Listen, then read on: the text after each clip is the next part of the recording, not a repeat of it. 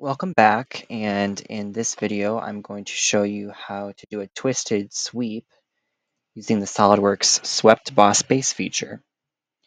So I have a sketch, which will be the profile for the sweep. So I'm going to create a path. So we'll make a sketch. We'll sketch in the right plane. So for this illustration, I'll just do a straight path.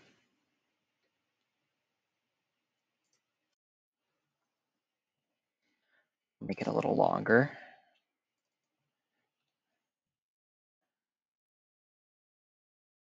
Hit exit sketch.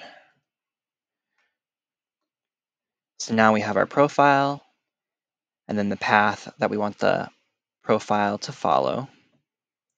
So we'll go to Features and hit Swept Boss Base. And then it'll ask us to specify the profile. So we'll click the rectangle, and then we'll specify the path. You can see the preview for the sweep.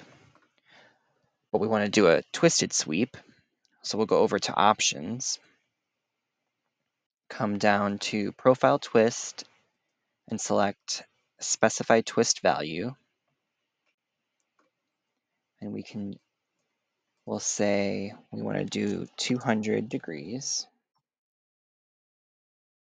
You'll see the preview. Or we can change it to 250.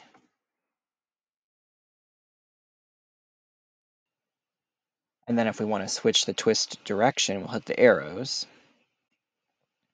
And you'll see the new preview. Hit OK. And that is how you do a twisted sweep using the SolidWorks Swept Boss Base feature.